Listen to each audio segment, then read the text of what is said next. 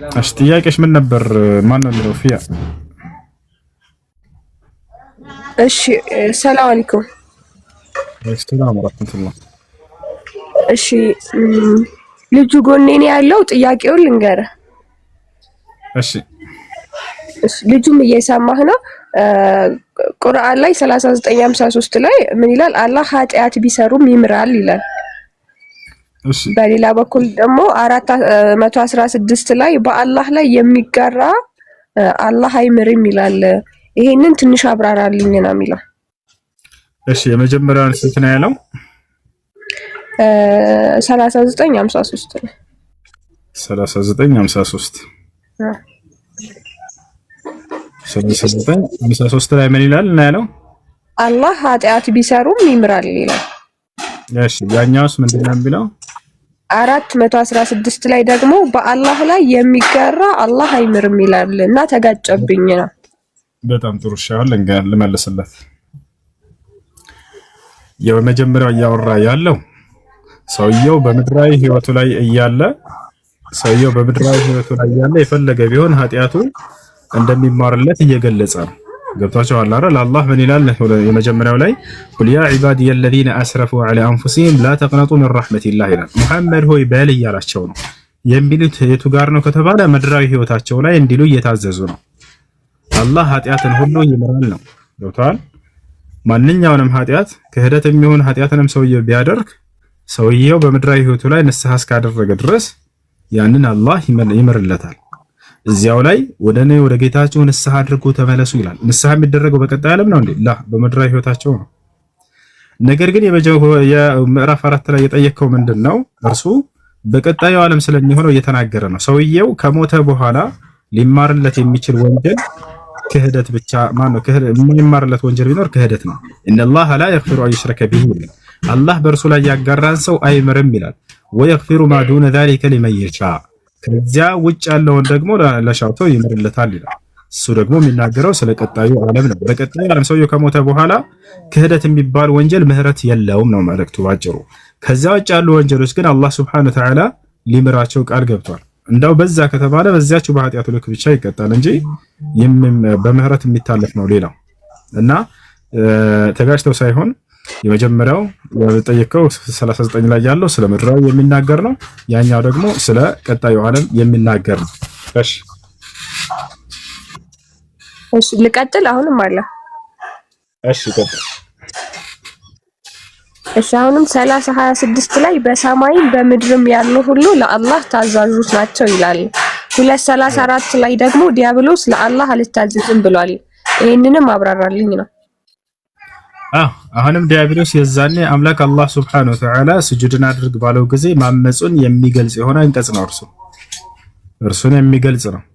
በሰማይ በምድር ያለው ታዛዥ ሆኗል የሚለው ደግሞ እርሱ አንደኛ አላህ ሱብሓነሁ ወተዓላ ባዘዛቸው መሰረት የሚሄዱ አካሎችን እነሱን አስመልክቶ የሚናገር ነው። ቁርአን እና ሐዲስን መሰረት አድርገው አምነው ተቀብለው የሚሄዱ አካሎችን እነርሱን አስመልክቶ የተናገረ ነው። ሰዎች ሁሉ ለኔ ይገዛሉ ወይንም ደግሞ ሰዎች ሁሉ ይሄን የሆነ በቃ አምን ይራዱ ቢሂ الخصوص بالقاعده አለ አምን ይራዱ ቢሂ الخصوص ማለት ንግግሩ ጥቅላዊ ንግግር ሆኖ የታሰበበት ግን የሆኑ ግለሰቦች ናቸው። ስለዚህ ታዘውኛል ሲል አላህ Subhanahu Wa Ta'ala እነርሱን ትእዛዙን አስመልክቶ የፈጸሙ ነው። ሁለተኛው ግንዛቤ ምን መሰለህ? አላህ Subhanahu Wa Ta'ala ለእርሱ ትእዛዝ ታዛዦች ናቸው በሰማይ በምድር ያለ ማለት ከእርሱ ፈቃድ የሚወጣ አይደለም ነው። ሙት ካለ ይሞታል፣ አይሞትም? ሰይጣን ይሞታል እኮ ከእርሱ ትእዛዝ ይወጣል አይወጣም? ይወጣል አይደል? የሚኖረውን በአላህ ፈቃድ ነው፣ የሚሞተውን በአላህ ፈቃድ ነው። ከእኔ ትእዛዝ አይወጣም ነው እና ይህ ከሃይማኖታዊ ወይንም ደግሞ ሸርዒ ሳይሆን ከውልይ በሆነው ግንዛቤ ያስኬዳል ማለት ነው። አየሽ እና በእርሱ ፈቃድ ነው፣ ከሃዲም በእርሱ በአላህ ፈቃድ ነው። ከምን አንጻር ከተባለ ከሃይማኖታዊ ውጭ በሆኑ ምድራዊ ህይወቱ ላይ ታመም ሲለው አላህ ይታመማል። ይወጣል ወደ ካለው በእርሱ ትእዛዝ ያንን ነገር አላህ Subhanahu Wa Ta'ala ያደርጋል ከፈለገ። ከዚያ የሚያመልጥ አይደለም ነው። ሙት በሚልበት ጊዜ ከሃዲ ይሞታል አይሞትም? ይሞታል። ሰይጣንስ ሙት በሚልበት ጊዜ ይሞታል አይሞትም? ይሞታል። ይሄ መታዘዝ ማለት ከዚህ አንጻር ነው። ከእርሱ ትእዛዝ አያመልጥም። ሰይጣንም ሆነ ከሃዲ ማን ነው? አይ እሺ ትንሽ ድምፅህን ከፍ አድርግልኝ። ግን ትንሽ አሁንም አልጨረስኩም። እሺ እሺ አንድ ጊዜ ጃ አለ። እሺ ቀጥል። እሺ አንዴ ዛሃራ ካለች ወይንም ደግሞ ማነው አንድ ካላችሁ ጓደኞቿ ደውሉላት። እስከዛ ድረስ እንቀጥልሽ። ቀጣይ ጥያቄሽ ምንድነው? እሺ ሙሳ ስንት ሌሊት ነው እንዲጾም የተቀጠረው? 30 ወይስ 40? እሺ ሙሳ አለይሂ ሰላም የተቀጠረው 30 ቀን ነበር። 10 ቀን ተጨመረለት 40 ቀን ሆነ። አላህ በቁርአን ላይ ሲናገር ሱረት አዕራፍ ላይ ወወዐድና ሙሳ 30 ለይለተን ወአትመምናሃ ቢዐሽር ይላል። ፈተመ ሚቃቱ ረቢህ 40 ለይለተን ይላል።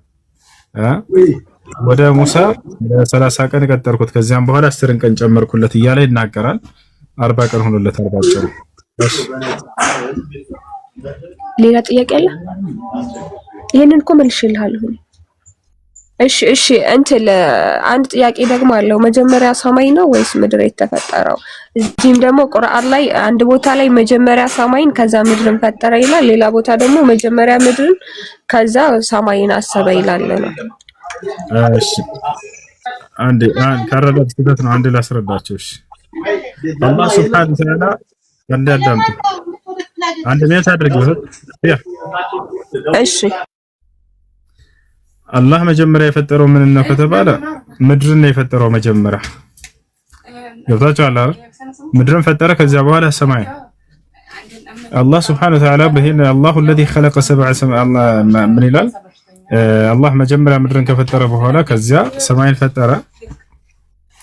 ነገር ግን ሁለተኛው የሚለው መጀመሪያ ሰማይን ማን ነው ምድር ፈጠረ ሳይሆን ምድርን ደለደላት ነው የሚለው። የተደላደለች አደረጋት። ያ ማለት መጀመሪያ ምድር ስትፈጠር ዝም ብላ ለምጣ ተደርጋ ተፈጠረች። ከዚያ በኋላ እንደገና ሰማይን ወዲያው ፈጠረ አላህ Subhanahu Wa Ta'ala። በቀጣይ እንደገና ምድርን ተበልሶ ደግሞ አላህ Subhanahu Wa Ta'ala ምን አደረጋት? እርሷን ደለደላት ማለት ነው። ምን አልሽ?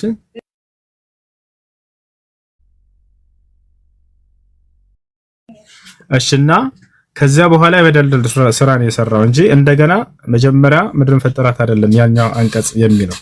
አንዴ ላሳይሽ። እሺ ከፈለገ እሱ የሚፈልገውን ምዕራፍና ቁጥር ያውጣው። ወደዛው ነው የሚሄደው። ያናኑ ተመልከቱ። እሱም በስልክ ተከተለ ነው።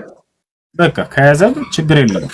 የቱ ጋር መሰለሽ እሱ ያሰበው እኔ ልሄድለት ሱረት እንትና ነው النازعات ላይ ነው። ሱረት النازعات ያው النازع ጋር አላህ ምን ይላል መሰለሽ? ምዕራፍ 79 አይደለ? ጠይቂው 79 27 31 27 እስከ 31። አዎ ያው النازع ጋር ምን ይላል አላህ ሲናገር አአንቱም አሸዱ خلقا ام በአፈጣጠር እናንተ ከማን ነው እናንተ ይበልጥ የበረታችሁ ሆናችሁ ሆነ ወይንስ ሰማይ አላህ ገነባት ይላል። ወዳቸዋል አላህ ገነባት አለ። ከፍተዋን አጓነ አስተካከላትም ይላል። ያ ማለት ከፍ አደረጋት።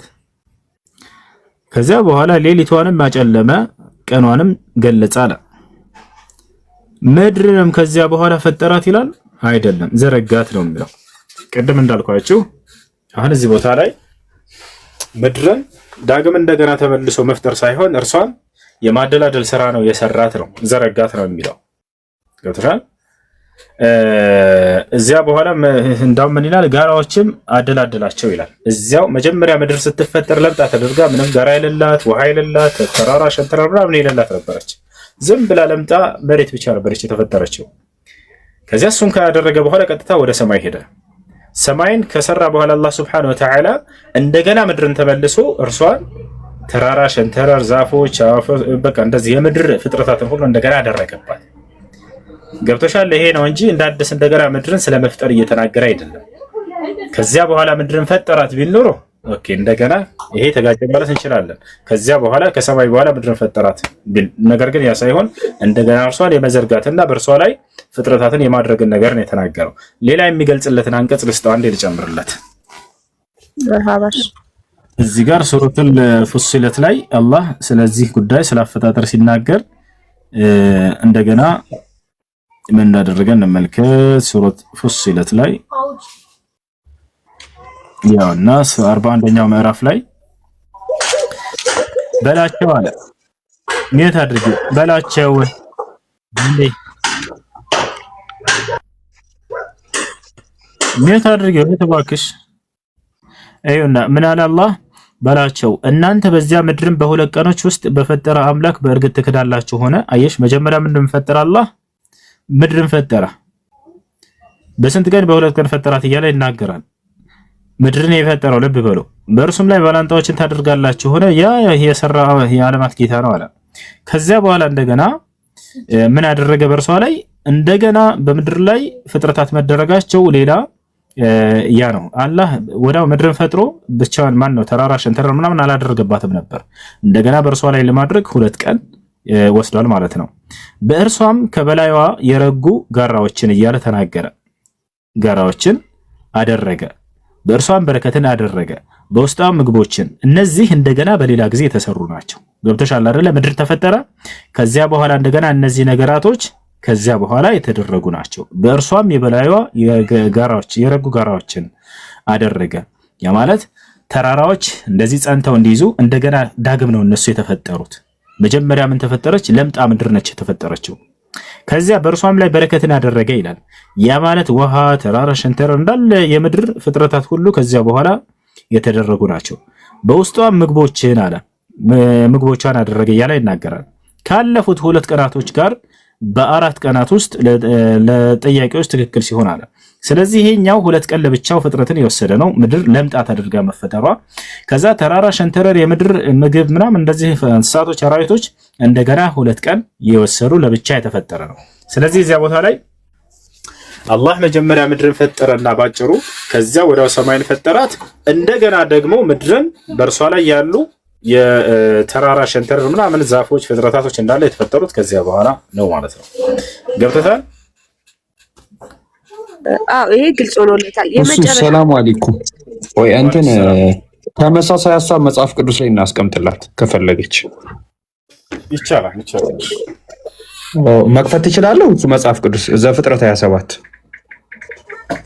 ይቻላል። እሺ ዘፍጥረት 27 አንድ 27 እና 27 አንድ 27 እሺ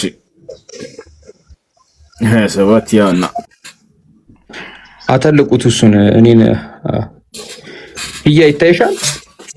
አዎ ይታያል። ይሄው እግዚአብሔርም ሰውን በመልኩ ፈጠረው፣ በእግዚአብሔር መልክ ፈጠረው፣ ወንድና ሴትም አድርጎ ፈጠራቸው ይላል። አይሻ እዚህ ጋር ወንድና ሴት አድርጎ ፈጠራቸው እግዚአብሔር ሰውን ሲፈጥር አየሽዋ።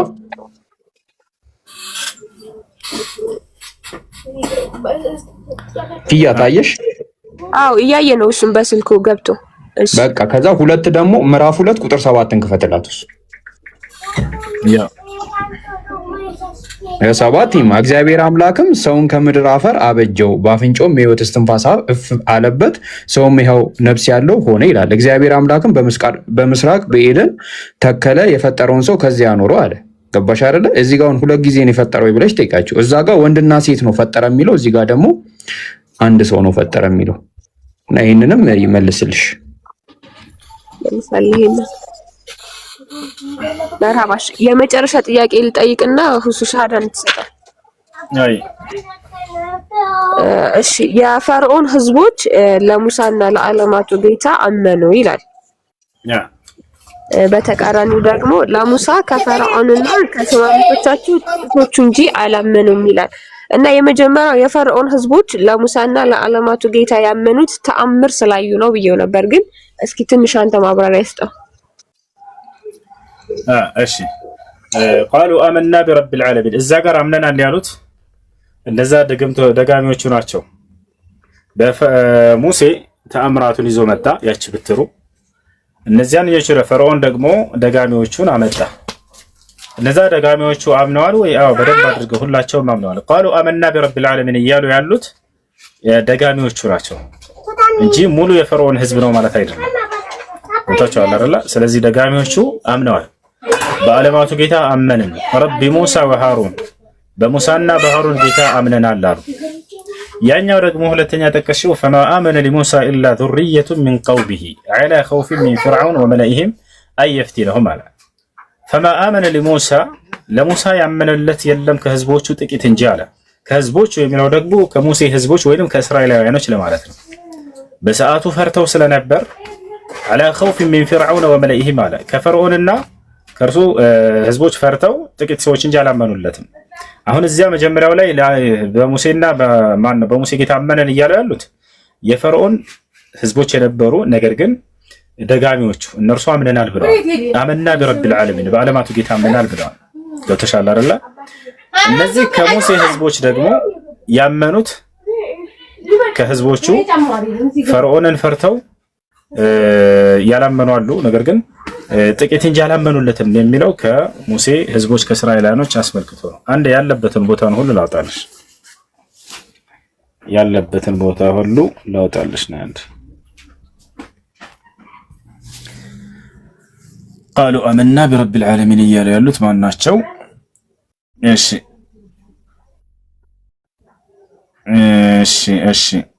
እዚህ ጋር ስትገቡ ጊዜ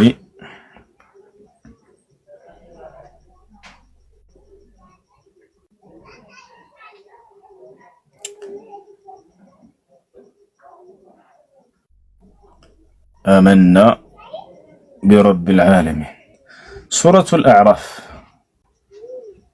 እሺ ወይንም ደግሞ ጣሃ 80 ላይ እንግለጽ 70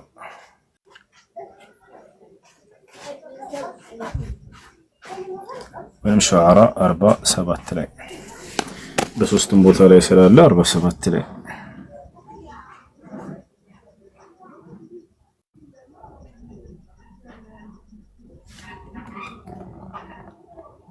ያው እና እዚህ ጋር ምን ያህል መሰለህ ደጋሚዎቹን አስመልክቶ ነው። የፈርዖን ደጋሚዎች ናቸው። እዚህ ቦታ ላይ የፈርዖን ደጋሚዎቹን አመጣቸው። ያውና ድግምተኞቹን በመጡ ጊዜ ለፈርዖን እኛ አሸናፊዎች ብንሆን ለእኛ በእርግጥ ዋጋ አለን አሉት። ትከፍለናለህ አሉት። የእርሱ ደጋሚዎች ናቸው። ገብታችኋል? ፈርዖን ምን አላቸው? አሁን እናንተም ያን ጊዜ ከባለሟሎቹ ትሆናላችሁ አላቸው። እንግዲህ እነዚህን ድግምተኞች ያመጣቸው የሙሴን ወይንም የሙሳ አለይሂ ሰላምን ተአምር እንዳሸነፉለት ነበረ፣ ግን አልተሳካለትም። ሊያምኑ ነው። ከዚያ በኋላ ቃለ ለሙሳ ለእነርሱ እናንተ የምትጥሉትን ጣሉ አላቸው። ድግምታቸውን እንዲጥሉ ሙሳ አዘዛቸው። ይቅርታ አንዴ ተመልከቱ። ከዚያ በኋላ እነርሱ 44 ይላል ገመዶቻቸውንና በትሮቻቸውንም ጣሉ ይላል። እነዚህ ደጋሚዎች በፈርዖን ክብር ይሁንብን አሉ። ተመልከቱ፣ የፈርዖን ተከታዮች ናቸው። አሁን እያወራ ያለው እዚህ አውዱ ስለ ፈርዖን ተከታዮች ነው። ያኛ የጠየቅሽው ደግሞ የሙሴ ተከታዮች ናቸው ልናይ ነው። ግን እስራኤል ምድር ግብጽ ላይ የሚኖሩ የሙሴ ህዝቦች ወይንም እስራኤላውያኖች ናቸው፣ ያኛው ላይ ማለት ነው። እዚህ ጋር ግን እያወራ ያለው ስለ ፈርዖን ተከታዮች ናቸው። ገመዶቻቸውንም በትሮቻቸውንም ጣሉ በፈርዖንም ክብር ይሁንብን እያሉ ሁሉ እየማሉ ማለት ነው።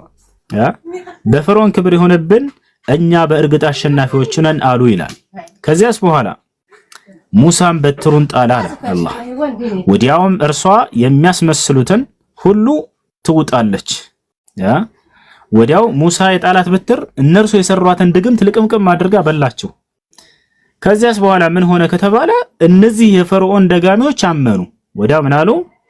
ድግምተኞቹም ሰጋጆች ሆነው ወደቁ። የሙሳ ድግምት እንዳልሆነ አወቁ። እነርሱ ድግምትን ያውቃሉና፣ የሙሳ ግን ከድግምት እንዳልሆነ ተረዱ። በቃ ወዲያው ምን አሉ?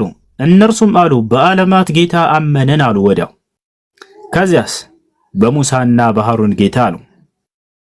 ከዛ በኋላ እያለ ይቀጥላል። ሁለተኛው ደግሞ የጠቀሽው ይሄ እያወራ ያለው ስለማን ነው? የፈርዖን ደጋሚዎች ስለሆኑት እነርሱ ደጋሚዎቹ እንዳለ አምነዋል። ከዚያ በኋላ እዛ ጋር ደግሞ ፈማ አመነ ለሙሳ እያለ የተናገረውን ደግሞ ላውጣልሽ። ያ ደግሞ ሌላ ነው።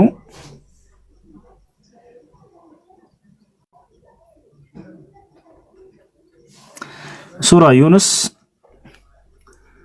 83 ላይ እንሂድ።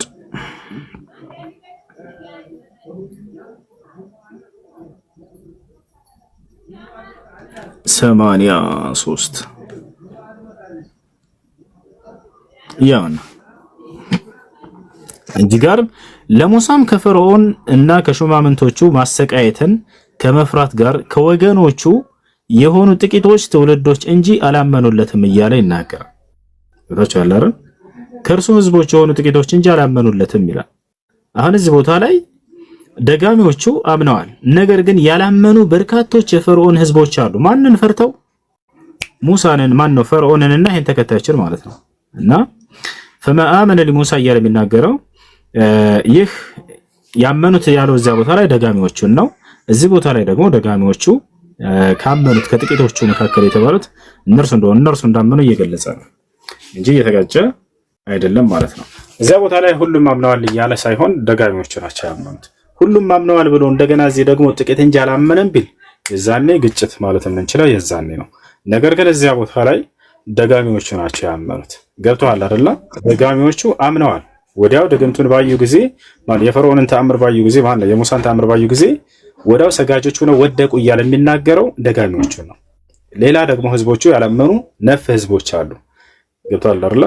አሁን ደግሞ እዚህ ቦታ ላይ እየተናገረ ያለው ጥቂቶች እንጂ አላመኑም ከፈርዖን ህዝቦች እያለ ሲናገር ጊዜ እነዚያን ያመኑትን አስመልክቶ የሚናገር ነው። አይ እሺ ሸሃዳ ሲዙት ሁስ እሺ ሰላም ነው። እንዴት ነህ? አናግረኝ። እንዴት ነህ? ሰላም ነው ወይ? አለን አልሐምዱሊላህ። ማን ነው? አለን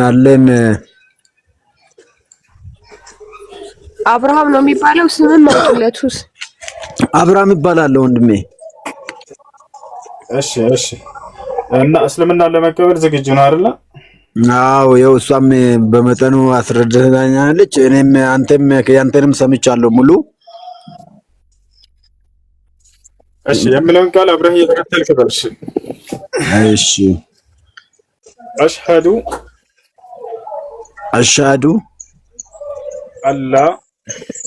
አላህ ኢላሃ ኢለላህ ወአሽሀዱ አነ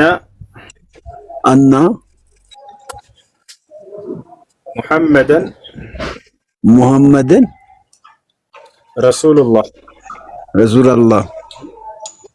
ማሻአላህ። ከዚህ በኋላ ሙስሊም ሆነሃል። አሁን ያልከው ቃል የሸሃዳ ቃል ወይንም የምስክር ቃል ይባላል።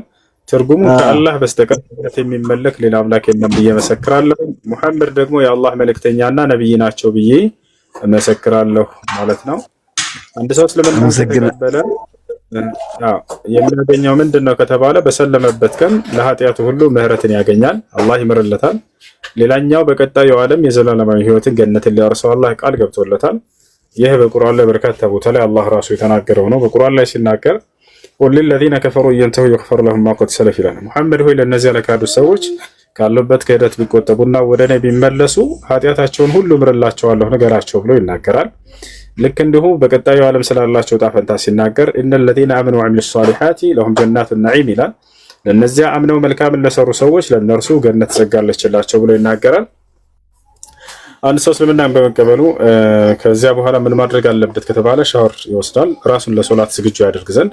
ከዚያም ስለ ሶላት አሰጋገድ በአቅራቢያ ያሉ ሰዎች ያስተምረዋል።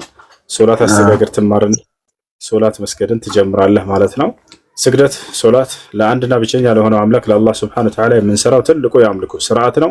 ነብያቶች ሁሉ የሚፈጽሙት የነበረ የአምልኮ ስርዓት ነው። ዒሳ ምን አለ? ወአውሳኒ ቢሶላት አለ። አላህ ሶላትን እንድሰግድ አዞኛል ብሎ ይናገር ነበር። ነብያቶች ሁሉ ለአላህ ሰጋጆች ነበሩ እና ይሄንን ሶላት ትጀምራለህ። አሁን ያለብንበት ወር ረመዳን ነው። ከነገ ጀምረህ ትጾማለህ ማለት ነው። ወንድማችን አብርሃም የነበረው ደስ ካለ አንተ ደስ የሚልህ ስም ካለ እርሱን መምረጥ ትችላለህ። አብርሃም ኢብራሂም ቢሆን ይቻላል። ኢብራሂም አንተ አውጣልኝ እስኪ ደስ የሚል ስም ከሙስሊም እስኪ አንድ ስም አሪፍ ስም የምትለው ከነ ትርጉሙ ንገረኝ እና አውጣልኝ። እሺ ኮሜንት ላይ ሙሐመድ እያሉ ነው። ሙሐመድ ማለት የነቢያችን ሰለላሁ ዐለይሂ ወሰለም ስም ነው። ስሙ ዝም ብሎ ማንም ሰው ተራ ሳይወጣው እንዳይመስላችሁ ከአምላክ ዘንድ የተዘጋጀና የተመረጠ ስም ነው። ማንነታቸውን የሚገልጽ የሆኑ ስሞች ናቸው ስሞቻቸው። ሙሐመድ ማለት ምስጉኑ ማለት ነው። እርሳቸውን ያወቃቸው ሁሉ አላህ ያመሰግናቸዋል።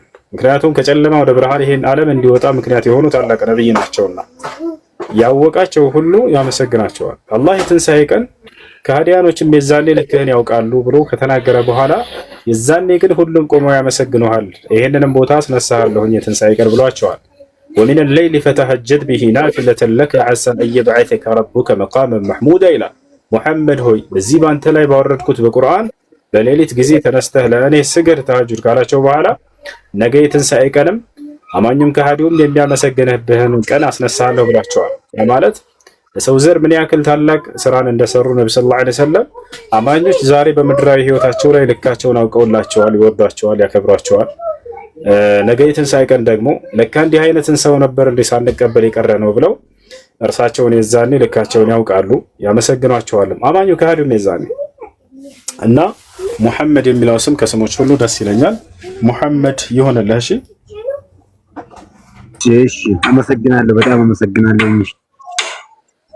መርሐባ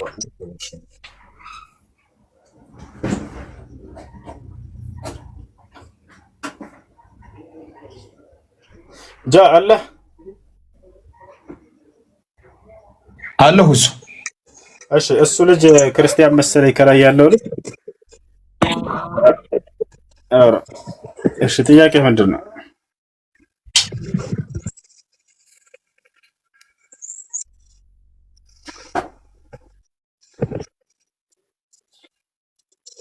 ቀጥል። እሺ ይዘገያል ኔትወርክ ግን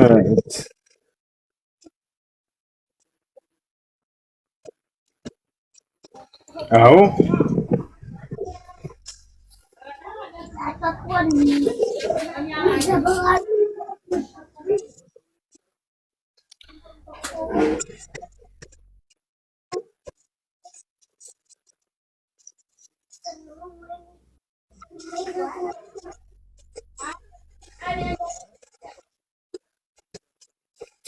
እሺ ንገረን። ጥያቄው ችግር የለውም። ምን ይላል እንደዚህ ያለ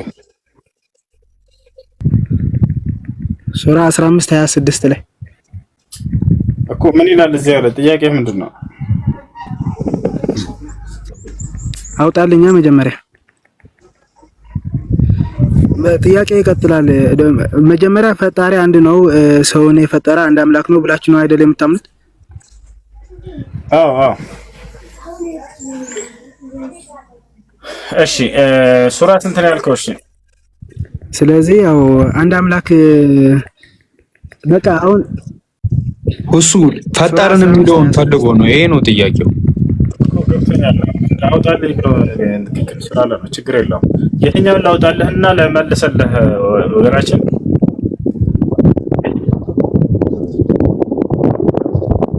ሱራ 15:26 አውጣልኝ አልኩ። አውጣልኝ ከዛ ጥያቄውን እንቀጥላለሁ። እሺ 15:26 አዎ እሺ። እዚህ ቦታ ላይ ምን ይላል? ሰውንም ከሚቅለጨለቅ ሸክላ ከሚገማ ጥቁር ጭቃ በእርግጥ ፈጠር ነው ይላል። እሺ ጥያቄ ምንድን ነው? እነማን ናቸው የፈጠሩት? አምላኩ አንድ ከሆነ ፈጠር ነው እያሉ ያሉ እነማን ናቸው? እሺ አንድ አካል ራሱን በብዜት መግለጽ የተለመደ የሆነ ነገር ነው። ስንት ስለሆነ ነው ከተባለ አላህ Subhanahu Wa Ta'ala አንድ ብቻ ላይ ብሎ ዘግቶታል። ሙሉ ቢመጣ ወሩን ሙሉ ታቋርጣላችሁ ማለት አይደለም። አንድም ቀን አታቋርጡም። የተለመደውን ቀናቶች ብቻ ሲቀር ለምሳሌ ሳትታመሙ በፊት 6 ቀን ከሆነ የተለመደው የወር አበባ ቆይታ ጊዜ በእናንተ ላይ ልክ አሁን ይሄ ነገር ከተከሰተ በኋላ የምትቆዩት ያችን 6 ቀን ብቻ ነው። ሀይዱ መምጣት በሚጀምር ጊዜ ለ6 ቀናት ያክል ታቋርጡና ከዚያ በኋላ ያለውን የማያቋርጥ ከሆነ የሀይድ ወሩን ሙሉ ዝም ብሎ የሚፈስ ከሆነ የዛኔ ሶላታችሁንና ጾማችሁን አታቋርጡም፣ ትቀጥላላችሁ። ነገር ግን ለእያንዳንዱ ሶላት እስቲንጃና ውዱ ማድረግ ያስፈልጋል። ምክንያቱም ከአንዱ ሶላት በኋላ ቀጣዩ ሶላት ድረስ ያ የወር አበባ ደም ሊከሰት ስለሚችል ማለት ነው። ስለዚህ ለእያንዳንዱ ሶላት እስቲንጃና ውዱ እያደረጋችሁ መቀጠል ትችላላችሁ ማለት ነው። አይ ሁለተኛው ጥያቄ ደግሞ እኔ ያለሁበት ሀገር አዛን ምናምን አንሰማም፣ በስልካችን ነው። ከዛ የሆነ አንድ ቀን በረመዳን ላይ አዛን ያለ መስሎኝ ሰዓቱ ተዛብቶብኝ ውሃ ጠጣው። ከዛ ውሃ ከጠጣው በኋላ ልክ ሳየው አዛን ሊል ቢያንስ 30 ደቂቃ ምናምን ይቀረዋል። እሺ እና ይሄ ነገር ምን ማድረግ አለብኝ? ድጋሜ ቀዷ ነው ማውጣት ያለብኝ? ግን አዛን ያለ መስሎኝ ነው፣ ረስቼው ነው እንትን ያልኩት፣ ሰዓቱ ተዛብቶብኝ።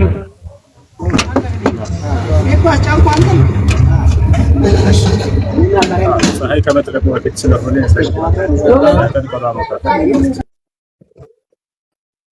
እሺ ከላይ አርሰናል አንድ ሜቱ ነው ሶለት እንጂ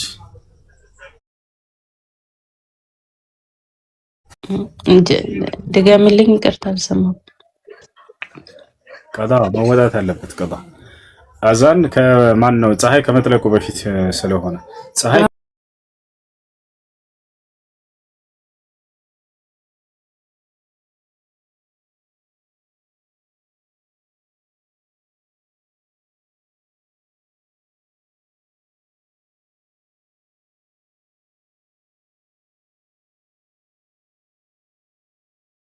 ውሃ የምታጸዱበት የሆነ ስርዓት የጸዳጃ ቤት ገብታችሁ በውሃ የምታጸዱበት ስርዓት እርሱ እስቲንጃ ይባላል።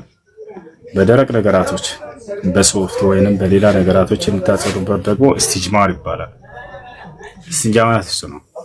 እሺ እህት ጥያቄሽ ምንድን ነው? ቀጣዩ አንድ ግዴታ ማውጣት አለብኝ አንድ ቀን ነው ወይስ በተደጋጋሚ መጾም ያለብኝ? አንድ ቀን ብቻ። አንድ ቀን ነው ያበላሽሽው አይደል? አዎ አንድ ቀን።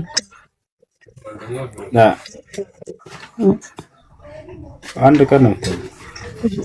እሺ ጀዛከላህ ኸይራ። እሺ ሰላም አለይኩም ኡስታዝ። ሰላም አለይኩም ሁሳሶት ወአለይኩም ሰላም። እሱ ጥያቄ ነበረኝ ነኝ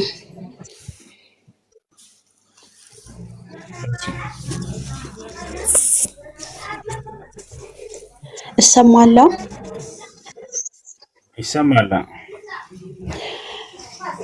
እሱ እኔ ልጅ ነበረችኝና ሴት ልጅ የወለድኳት መጀመሪያ በእስልምና አይደለም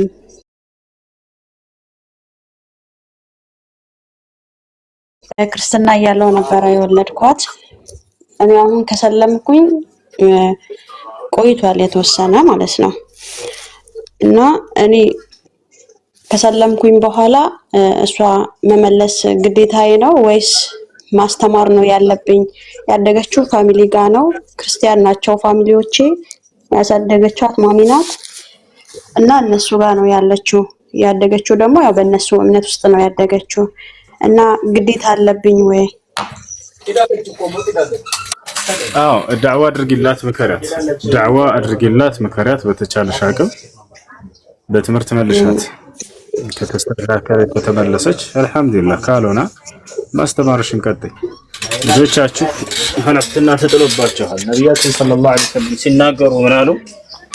ኩልኩም ራዒን ወኩልኩም መስኡሉን ዐን ረዕየቲህ ወረጁሉ ራዒን ፊ አህሊሂ ወመስኡሉን ዐን ረዕየቲህ ወልመርአቱ ራዒየቱን ፊ አህሊ በይቲሃ ወመስኡለቱን ዐን ረዕየቲሃ። ሴት ልጅ ኃላፊነት ተጥሎባታል ስለ ልጆቿ ብለዋል። ስለተጣለባትም ኃላፊነት ነገ የትንሣኤ ቀን ትጠይቃለች።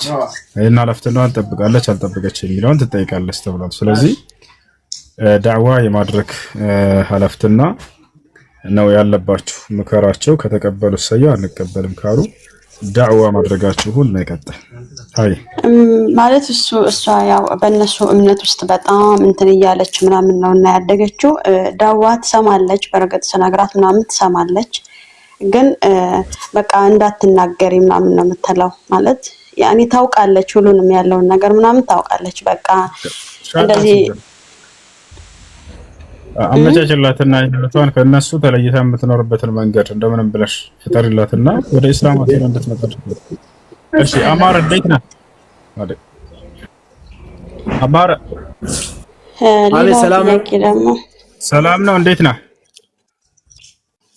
ወረዳ ማራመራ አይ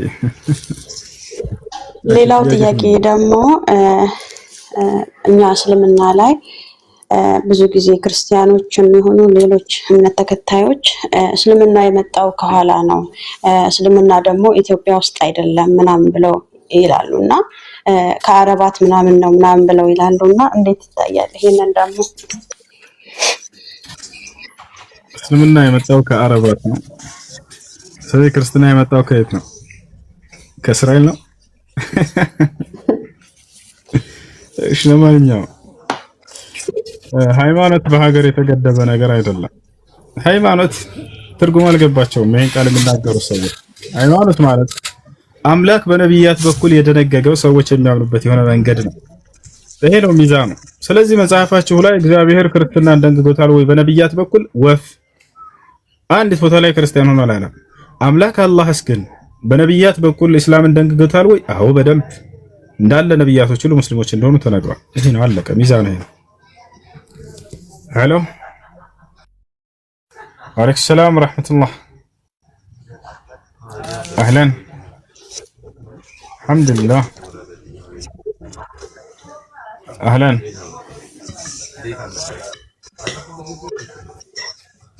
መርሐባ መርሐባ። ኢንሻአላህ እንሄዳለን።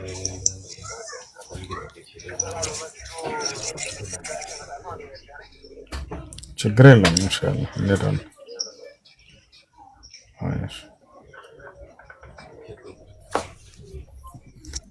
እሺ ጥያቄ ያለው ማን ይቀጥል? እስኪ መረጃ አሳይ ይላል።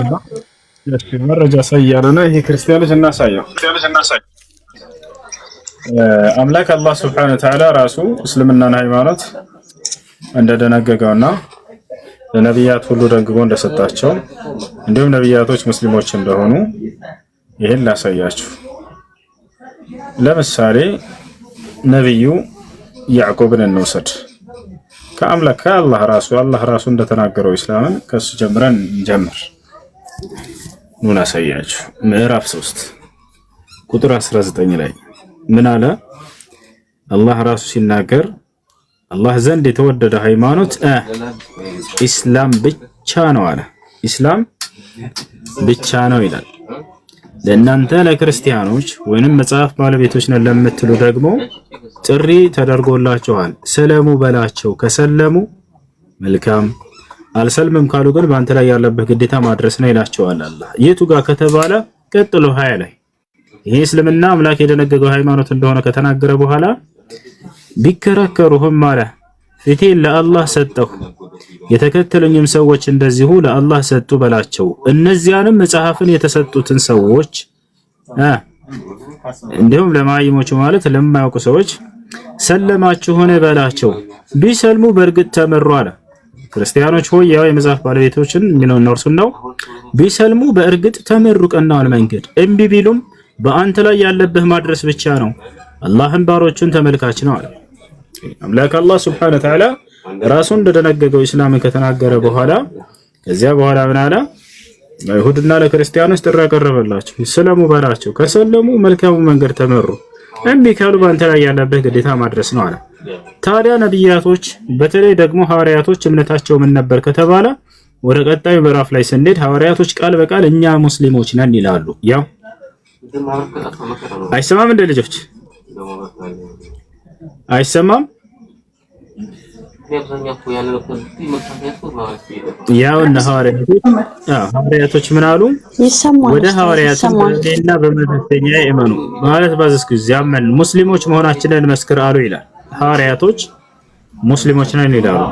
አብርሃም ሃይማኖቱ ምን ነበር? አብርሃም ሙስሊም ነበር። ቃል በቃል የት ጋር ይገኛል? ያውና ያው ኢብራሂም አይሁዳዊም ክርስቲያንም አልነበረም፣ ግን ወደ ቀጥተኛው ሃይማኖት የተዘነበለ ሙስሊም ነበረ፣ ከሀገሮችም አልነበረ። ይሄን ይመስላል ባጭሩ። ጀዛከላህ ኡስታዝ። እና ደግሞ ስለ ፍጥር እንትን ነበር ለራሴ እኔ በራሴ በኩል አይደለም ማድረግ የምችለው የራሴን አፍጤር በፊት አሰሪዎቼ ጋር ሲሆን እነሱ ነበሩ እንትን የሚሉልኝና አሁን ደግሞ በራሴ እንትን ማለት እችላለሁ፣ ማስፈጠር እችላለሁ። ይዳል ፈጥር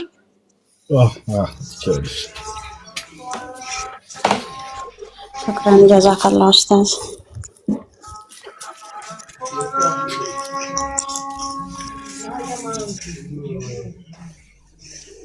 እሺ አንድ አዛን ይጨርስ። እሺ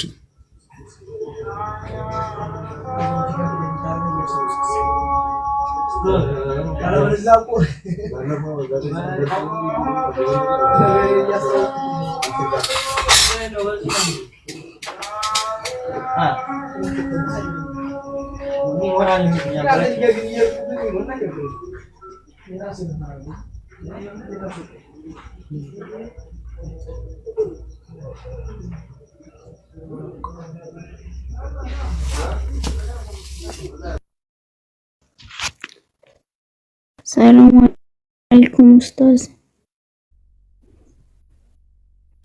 وعليكم السلام. ጥያቄ ነበረኝ። እሺ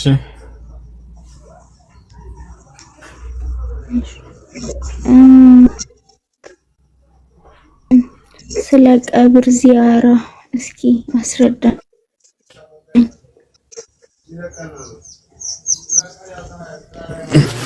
እሺ ይሰማል? እሺ የቀብር ዚያራ በዑለሞች መካከል ሰዎች መዘየር ይችላሉ አይችልም በሚለው ጉዳይ ኺላፍ አለው። ኺላፉ እንዳለ ሆኖ ይቻላል አይቻልም በሚለው ጉዳይ ሴት ልጅ በምትዘይር ጊዜ ያን የሞተውን አካል በማስታወስ ልቧ እንዳይሰበር ከዚያም ከእስላም ጋር የሚያጋጫትን ንግግሮች እንዳትናገር ከሚል አንጻር የከለከሉት የዑለሞች ንግግር እሱ ቢሆን የተሻለ ነው።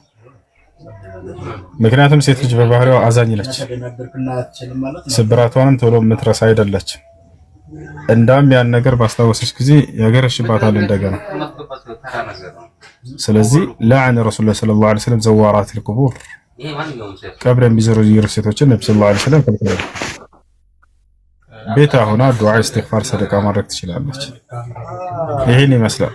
ምክንያቱም ሴት ልጅ እዛ ሄዳ ያን የሞተባትን አካል በማስታወስ ዳግም እንደገና እንድትሰበር አይፈልግም ኢስላም። እዚያ ላይ ሄዳ ብታለቅስ ባህሪያቸው በጣም አዛኞች ናቸው እና ይሄን ይመስላል። ልጅ እስከጥሩ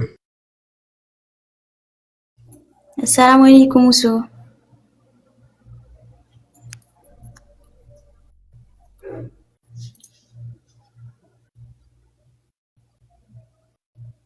سمع.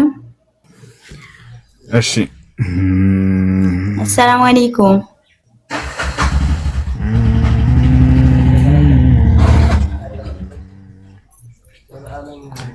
እሺ አዛን ብለዋል። እዚህ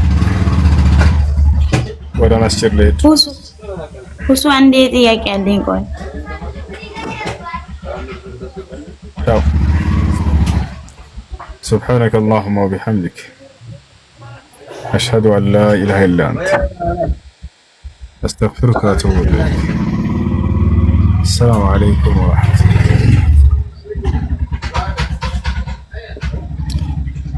ቤቢ ጥያቄ አለ? የመጨረሻ ሁሱ ጥያቄ አለኝ እኔ። ኦኬ لا تحزن እንዴ? አይዋ እሺ ጥያቄሽ ምንድን ነው? እኔ ባለ ትዳር ነኝ። ጠይብ አገባሁ 2 ዓመቴ። ያኔ አህባሽ ነው እሱ። አተገባሁ 2 ዓመታችን ኢትዮጵያ ዓመት ኖርነ፣ ሳውዲ አመጣሁ ዓመቴ። እሺ አሁን እንዴት ይታያል? ያኔ ፍታይ ብል እንዴት ይታያል? እሱ አህባሽ ነው፣ መውሉድ ያከብራል። ዳዕዋ አድርጊለት፣ ምከሪው፣ መክረሽው አልመለስም ካለ በዚህ በሽርክ መንገድ ላይ ከሆነ ያለው እዛኔ በሽርክ መንገድ ላይ ያለን ሰው የትዳር አጋርነቱ ማኖር አይቻልም። ናሽ አይልም እንዲመለስ አልቀበልም እውነትን ካለ የአላህ ቃልና የመልእክተኛው ቃል እየቀረበለት አልቀበልም የሚል ከሆነ ይሄ ሰውዬ ነገ ልጆችሽንም በዚህ በተሳሳተ መንገድ ነው የሚያደርጋቸው። ስለዚህ ይሄን ይመስላል እህቶች። አላህን ፈርቼ ነው የምናገረው። ይሄን ቀን ነብያችን ሰለላሁ ዐለይሂ ወሰለም ጋር አንዲት ሴት መጣች። ምን እንዳለች ተመልከቱ። جاءت امرأة إلى النبي صلى الله عليه وسلم وقالت يا رسول الله إني أريد أن أتزوج فبماذا تنصحني؟ فقال لها النبي صلى الله عليه وسلم إن وجدت رجلا صالحا فتزوج. أنت يا الله ملكتين يا رب እኔ ላገባ ፈልጋለሁ ምን አይነት ባል እንዳገባ ይመክሩኛል አለች። በአላህ መንገድ ላይ ቀጥ ያለን መልካም ሰው ካገኘሽ አግቢ አላት። አያችሁ ሷሊህ ብሎ ማለት ቁርአንና ሐዲስ ላይ በተገለጸው አቂዳ ወይም እምነት የሚያምን የሆነ ሰው ነው። አላህ Subhanahu Wa Ta'ala ስለ ራሱ የተናገረውን ባህሪያት አልቀበልም እክዳለሁ ካለ አንድ ሰው ከአላህ ውጭ ሌላ አካል በሌላ አካል ኢስቲጋሳ አደርጋለሁ እነሱን ለምናለሁ እጠራለሁ ካለ ሙታኖችን ነብያቱንም ሆነ ማንኛውንም አካል እንዲሁም አላህ እና መልእክተኛ ያላዘዙትን ቢድዓዎች የሚዳፈር ከሆነ እሺ ጥፋቱ ላይ ሊወድቅ ይችላል ባለማወቅ ግን ዳዕዋ ይደረግለታል። ዳዕዋ ተደርጎለታል አልቀበልም አልሰማም ካለ ይሄ ሰው የአላህና የመልእክተኛውን ቃል የማይሰማ ሰው ተራጋር አድርጎ መያዝ ይሄ ተገቢ አይደለም። ዋሻ አይልም ያኔ በኢሞሽን አደርጋለሁ አላ ካርሽ በላይ ነው ምናምን ስል አይተሽዋል እንዴ ነው የሚለኝ። ያኔ አንተ ለቅንተና 7 ቦታ የጠቀስከውን ስልክለት ለብር ብሎ ነው እነዚህ የሚሰሩት እንጂ አላህ ብለው አይደለም ነው የሚለው። እሺ አይልም አይመለስም። መልካም እሺ ለማንኛውም አላህ ራሱ ነው እኔ ከአርሽ በላይ ነኝ ያለው ዝግበሽ አይዋ اللهم በቃ ስለዚህ ከተቻለ አንድ ጊዜ አምጪው እሺ ከኔ ጋር ያወራ ችግር የለም ይዛሽው ነይና እስኪ ሁሱ ጋር ገባና አውሩ እምነተ ትክክል ከሆነም የርሱም ትክክል ከሆነ ታያዋለህ እስኪ በሉት ስለ አላህ ያለን አመለካከት እንዲሁም ደግሞ ሃይማኖታዊ ጥያቄዎች ካሉ በእነሱ ላይ ማውራት ይቻላል። ቀጥታ ዝም ብላችሁ ትዳሩን ወደ መበተን ከመሄዳችሁ በፊት ምናልባት አንቺን ላይሰማሽ ይችላል በጣም ስለተቀራረባችሁ እስኪ አምጪ እና ነው እሺ طيب جزاك الله خيرا طيب الله يستكاكل الله يبارك وعليكم السلام ورحمة الله وبركاته እሱ አሁን የመለስከው ጥያቄ ነበረኝ በማሽተት እኔ ጉንፋን ይዞኛል ከትላንት ጀምሮ ግን ቪክስ አለ እንደዚህ ቻፕስቲክ የሚመስልና በደንብ አሸታለሁ አፍንጫዬ ስለሚታፈን እና ጾሜ እንዴት ይታያል? እሺ እሱ ችግር የለም ወደ ጉሮሮ የሚገባ ነገር እስካልሆነ ድረስ እዛ አፍንጫ ላይ የተዘጋን ነገር ለመክፈት እሱ ጾምን ያበላሽ። እሺ ጀዛከላሁ ኸይር ያኩ ኡስታዝ ጥያቄ ነበረኝ። እሺ ጥያቄ ምንድን ነው?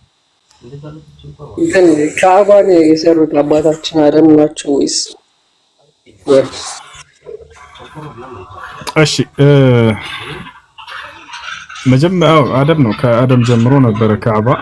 ብዙ ሰው ኢብራሂም ይመስላል። ኢብራሂም ከጊዜ በኋላ በዘመኑ አደሰው እንጂ የመጀመሪያው የካዕባ ሰሪ ኢብራሂም አይደለም። መጀመሪያ አላህ Subhanahu Wa Ta'ala በቁርአን ላይ ተናግሮታል። ኢነ አወለ በይትን ወዲዐ ሊናስ ለለዚ በበካ ይላል። ለሰዎች መጀመሪያ ምድር ላይ የተሰራው ቤተ አምልኮ ያ መካ ላይ የሚገኘው ነው አለ። ለሰዎች መጀመሪያ የተሰራው ሲል ጊዜ በምድር ላይ የመጀመሪያው ሰው ማን ነበር? የመጀመሪያው ነብይ ማን ነበር? የአምላክን ትእዛዝ ተቀብሎ በምድር ላይ የሚፈጽመው ነው። ካዕባ የሚሰራው በአምላክ ትእዛዝ ነው እንጂ ሰው ተነስቶ የሰራው ነገር አይደለም አይደል? ስለዚህ አምላክ አላህ Subhanahu Wa Ta'ala መጀመሪያ ነብይ አድርጎ ምድር ላይ የላከው ሰው ያ ሰው እንደሰራ ያመለክታል። ማን ነው የመጀመሪያው ነብይ ታዲያ? ያንን ሊሰራ የሚችለው ልጆች የመጀመሪያ ነብይ ማን ነው? አደም ነብይ ሰለላሁ ዐለይሂ ወሰለም من هو أول نبي في الأرض ተባሉ። የመጀመሪያው ነብይ ምድር ላይ ማን ነው ሲባሉ አደም ነው ብለው ተናግረዋል። ስለዚህ አደም ነው የሰራው። እሺ እና ከአባታችን ወደም ጊዜ ጀምሮ ወደ ካዕባ ነበር የሚሰገደው። ሁለቱ ቤተ አምልኮች በዚያው ዘመን የነበሩ ናቸው። በዚያው ዘመን የነበሩ ናቸው ሁለቱ ቤተ አምልኮች። ቀጣዩ ማን ነው? ቤተል መቅደስ። ቤተል መቅደስ ወይንም ኢየሩሳሌም ላይ የሚገኘው ብዙ ሰው በእስራኤላውያኖች ጊዜ የተሰራ ይመስለዋል። ላ አይደለም፣ አደም ነው እሱ የሰራው። እንዴት እንደሆነ ተመልከቱ። ነብያችን ሰለላሁ ዐለይሂ ወሰለም ሐዲስ ላይ ተናገሩ።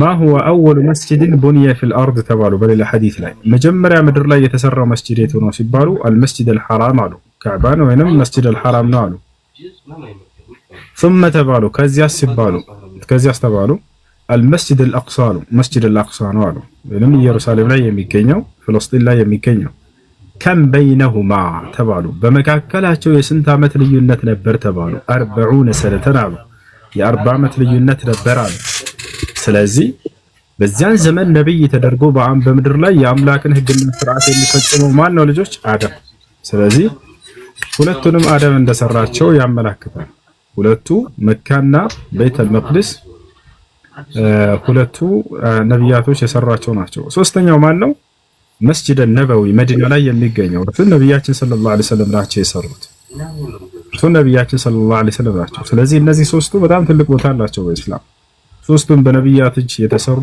አሁን ላይ በምድር ላይ ያሉ ቅሪቶች እነርሱ ናቸው እሺ ለምንድነው ለምንድነው አልመስጂድ አልሐራም የተባለው በጣም የሚገርም ስያሜ ነው ይሄ ስያሜ ዝም ብሎ በከንቱ የመጣ እንዳይመስላችሁ መካ ወይንም ያካባ አልመስጂድ አልሐራም ይባላል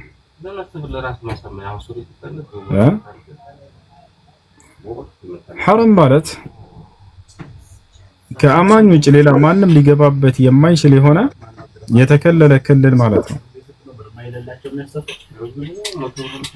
በቅርብ ጊዜ የሆነ ቪዲዮ ሰምቻለሁ ዲያቆን ማርያም ነው ምናምን የሚባለች እዚህ ቲክቶክ ላይ ሰምታችሁታል የሆነ ቪዲዮ እየተናገረ ሰዎች እንትን ሲሉት ምናምን ወንድም አብዱል ከሪም ሰርተውበት አይቼ ነበረ አይታችኋል በቃ ሳውዲ አረቢያ ላይ ልክ ስትገቡ ጊዜ እያለ ነን ሙስሊም የሆኑ ሙስሊም ያልሆኑ ሰዎች የማይገቡበት ክልል ይላል አላ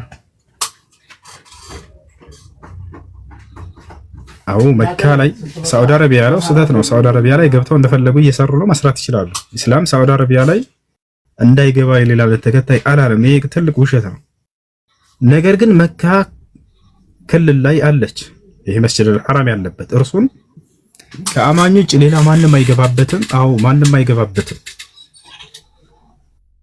አላህ በቁርአን ላይ ሲናገር ያ አዩሃ الذين آمنوا إنما المشركون نجس فلا يقربوا المسجد الحرام بعد عامهم هذا ይላል እናንተ ያመናችሁ ሰዎች ሆይ አላህ ከሃዲያኖች እርኩሶች ናቸውና እርክሰት ሲባል እዚህ ቦታ ላይ ክህደት ላይ ናቸውና ለማለት ነው ገብታችኋል አይደል እንጂ እነርሱ ማንነትን ለማንቋሸሽ አይደለም የረከሰ ነው ሲባል ጊዜ አላህ Subhanahu Wa Ta'ala እዚህ ቦታ ላይ ከሃዲያኖችን ክህደት እንደ ክህደት አንድን አካል ያረከሰ የለም አንድን ሰው የሚያረክሰው ምንድነው አምላክን መካድ ነው አይደል የሚያጸድቀው ምንድነው አምላክን ሲያምንና ሲታዘዝ ጊዜ ነው ስለዚህ ከሃዲያኖች እርኩሶች ናቸውና ከዚህ በኋላ ይሄንን ከዕባን ማን ነው መስጂድ አልሐራምን እንዳይቀርቡ ብሎ አላህ Subhanahu Wa Ta'ala ተናገረ እኔ የደነቀኝ ይሄ ነገር አይደለም ምናልባት እንደው መጽሐፉን ቢያነብ ኑሮ መምህር ናቸው እንደው ለስሙ ግን መጽሐፉን አያነቡትም መምህር ግን አድርገዋቸዋል ማዕረግ ሰጥተዋቸዋል የሚገርማቸው መጽሐፍ ቅዱስ ላይ እርኩሶች የሆኑ የማያልፉበትና የማይገቡበት ክልል ወደፊት እንደሚመጣ በትንቢተ ኢሳይያስ በትንቢት መጽሐፋቸው ላይ ተቀምጧል አማኝ እንጂ ሌላ ማንም ከሃዲ የማይገባበት ተብሎ የሚታመንበት ምድር ላይ አንድ ቦታ መካ ብቻ ነው ይሄ መጽሐፍ ቅዱስ ላይ ይገኛል እርኩሶች ግን አያልፉባትም ያችን ቦታ ወደፊት ተብሎ የተናገረላት ቦታ አለች እኛ ጋር የለም ብለዋል ገብታችኋል ሁሉም መግባት ይችላል ብለዋል ስለዚህ ይህ ከነርሱ ጋር እንደማይገኝ እየተናገሩና እየመሰከሩ ነው ነገር ግን ይህ ነገር የሚገኘው በቁርአን ላይ ቃል በቃል አላህ ሙሐመድ ሆይ ከዚህ በኋላ ከሃዲያኖች በዚህ ቦታ እንዳያልፉ ተብሎ ታዟል በቃ መጽሐፍ ቅዱሳቸው ላይ ምን ይላል የረከሱ ሰዎች ግን በዛች ምድር ላይ ወደፊት አያልፉባትም ተብሎ የተገለጸችበት ቦታ አለች ባጭሩ ነው ያልኳቸው ነው ስለዚህ ስለ ሐራም ስለ ካዕባ ስለ መካ ከሃዲያኖች የማያልፉበት ክልል ተብሎ በትንቢት መጽሐፋቸው ላይ መጽሐፍ ቅዱስ ላይ ተገኝቷል አለ እያልኳችሁ ነው ላሳያችሁ ስለአንድ ጊዜ ላሳያችሁ መጽሐፍ ቅዱስ ላይ አንድ ያሳያችሁ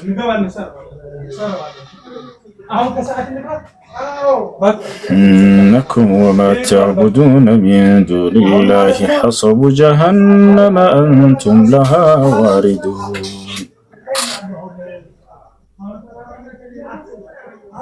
እስከዛ ጥያቄ ያለ ይጠይቅ እስካወጣላችሁ ድረስ ሁለተኛ ጥያቄ መጀመሪያ ምድር ላይ የወረደው ወይም ሱራ ምንድነው القرآن سورة العلق اقرأ.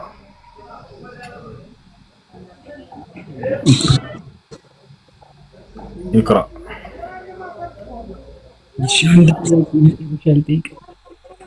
من الكي؟ የመጨረሻ አንድ ጥያቄ ايش طيب؟ ነቢያችን ሰለላሁ ዐለይሂ ወሰለም ከትውልዳቸው የመጀመሪያ እስልምና የተቀበሉ ናቸው ስንል እንዴት ነው? እነሱ በነበሩበት ሰዓት ነቢያችን በነበሩበት ሰዓት ሌላ የእስልምና ተከታዮች ነበሩ? የአምላክን ህግና ስርዓት ቁርአንን ተቀብሎ ከመፈጸም አንፃር ነው እንጂ ነብዩ ሰለላሁ ዐለይሂ ወሰለም ከመምጣታቸው በፊት ሙስሊም የለም ማለት አይደለም። ነብዩ ሰለላሁ ዐለይሂ ወሰለም እስከሚመጡበት ጊዜ ድረስ የሙሳንና የዒሳን በትክክለኛ መንገድ የሚከተሉ የመጨረሻ ዘመን ነብይ ይመጣልናል ብለው በተስፋ ሲጠብቁ የነበሩ አማኞች ነበሩ። አንዴ ከነ ቪዲዮ ላሳያችሁ አንድ ጊዜ። እንዲህ አይነት ቪዲዮ ለመጀመሪያ ጊዜ ነው የሰራሁት።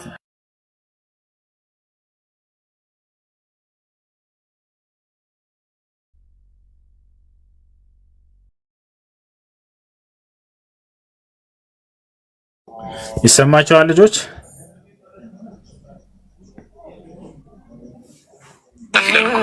እንዳትረግጡ ይንበሪት አላሁንም ላይት አላሁንም ላይት ግቡ ጉግል ላይ ያለላችሁ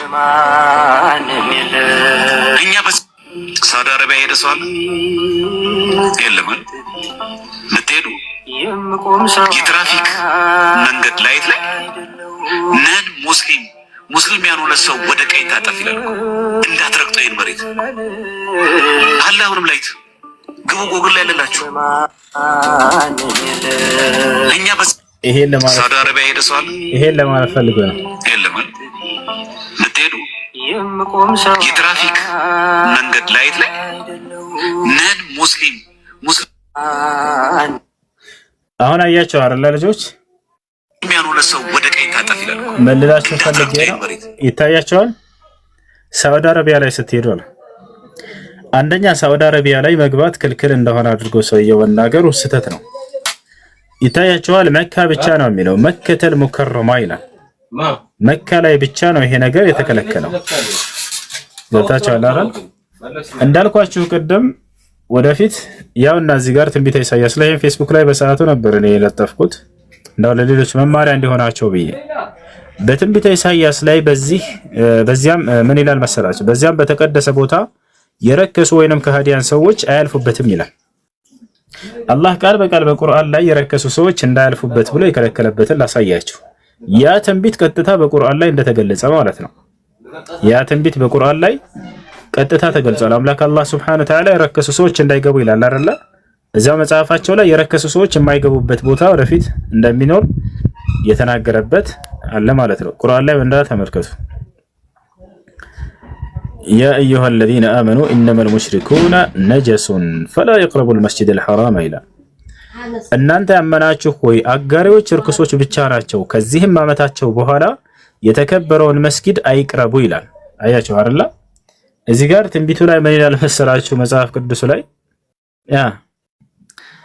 በትንቢተ ኢሳይያስ ላይ ይሄን እንዳይቀርቡ እያለ ይናገራል። ምን ተመልከቱ፣ በመጽሐፍ ቅዱስ ላይ እንደሚል ኢሳይያስ 35:8 ላይ ተመልከቱ። ኢሳይያስ 35:8 ላይ ምን ይላል? በዚያ አውራ ጎዳና ይሆናል፣ የተቀደሰ መንገድ ተብሎ ይጠራል አለ። መካ ቅዱስ ትባላለች፣ የተቀደሰችዋ ቦታ ነች። የተቀደሰ ተብሎ ይጠራል። ከዚያ ብራራ የረከሱም አይሄዱበትም፣ በመንገዱ ላይ ላሉት ብቻ ይሆናል፣ ቄሎችም አይሄዱበትም አለ። ቃል በቃል አላህ ምን ይላል? የረከሱ ሰዎች እንዳይሄዱበት እያለ ይከለክላል። እዚህ ጋር ምን ተብሎ ተነግሮለታል? በትንቢታቸው ላይ የረከሱ ሰዎች የማይሄዱበት ቦታ፣ አማኝ እንጂ ከሃዲ አይገባበትም ያን ቦታ ተብሎ የተገለጸበት ቦታ አለ። አላህም በቁርአን ላይ ይሄን ቃል በቃል እዚህ ጋር አስቀምጦታል ማለት ነው። እና ይሄን ይመስላል ጀማ። እሺ